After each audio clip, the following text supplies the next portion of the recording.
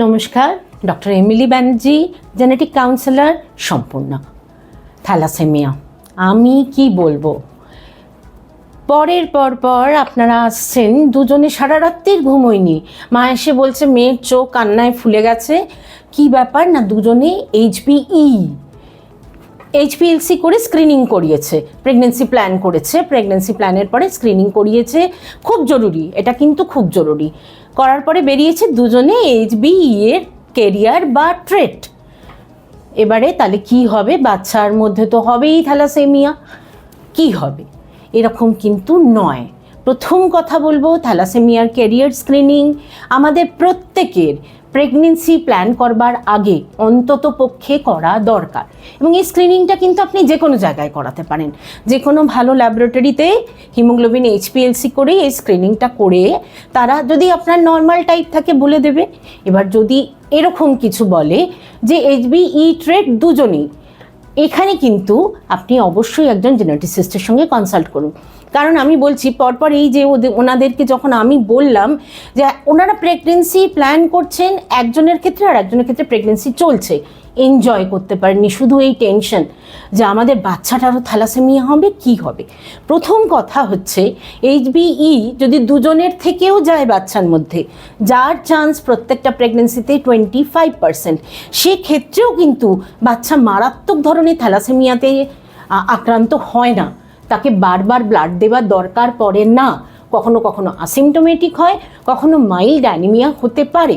সেটা যদি জন্মের পর থেকে আমরা জানি ইনফরমেশনটা, বাচ্চার হিমোগ্লোবিন সিচুয়েশন কেমন আছে, জেনেটিক টেস্টিং যদি করে নিয়ে থাকি, জন্মের পরে করলেই হবে, পেটে থাকা অবস্থায় এর টেস্টিংয়ের কোনো দরকার নেই।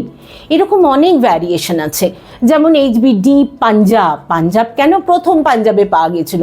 আমাকে একজন পেশেন্ট বলেছিলেন, জানেন তো আমার হাজব্যান্ডের মধ্যে কি একটা প্রচণ্ড প্রবলেম বেরিয়েছে, আমরা সারা জীবন বিহারে থেকেছি, কি করে যে ওর মধ্যে একটা পাঞ্জাবের ভ্যারিয়েশন চলে এসছে। এরম নয় ব্যাপারটা হচ্ছে ভ্যারিয়েশনটা প্রথম আমাদের দেশে পাঞ্জাব থেকে রিপোর্ট করা হয়েছিল। এরকম HbB বিটা জিন হিমোগ্লোবিনের যেটা, তার মধ্যে 955টা ভ্যারিয়েশন রিপোর্টেড আছে।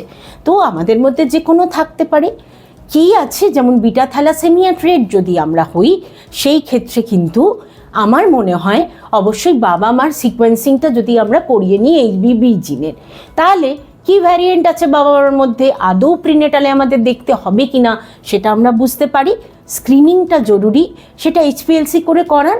যদি দরকারি হয় জেনেটিসিস্টের কাছে আসুন, আমরা বা আপনার গাইনোকোলজিস্ট, তিনিও দেখে বলে দেবেন যে আমাদের যদি প্রয়োজন হয় আমরা প্যারেন্টের বাবা মার জিন সিকোয়েন্সিংটা, HbB জিন সিকোয়েন্সিং খুব খরচ সাপেক্ষ পরীক্ষা নয়, করে দেখে নেব যে প্রত্যেকটা বাচ্চাতে যে একসাথেও যদি যায় তাহলে কি সেখানে ট্রান্সফিউশন ডিপেন্ডেন্ট থ্যালাসেমিয়া হবে।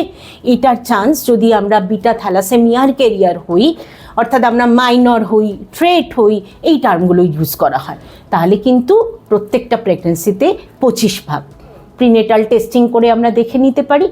অথবা IVF এর সাহায্যে এমব্রায়ো চেক, যেমন পেটে থাকা বাচ্চার টেস্টিং করছি না, ওরকমভাবে আপনাদের ডিম আর স্পার্ম নিয়ে, ভ্রূণ বানিয়ে তারও টেস্টিং করতে পারি। সুতরাং পথ অনেক আছে, ভয় পাবেন না, আমাদের সঙ্গে কনসাল্ট করুন। নিচে যে হোয়াটসঅ্যাপ নাম্বার যাচ্ছে, যা কোয়েরি আছে আপনার সেগুলো জানান, আমি আছি এখানে সম্পূর্ণাতে আপনাদের কোয়েরির আনসার করার জন্য। ধন্যবাদ।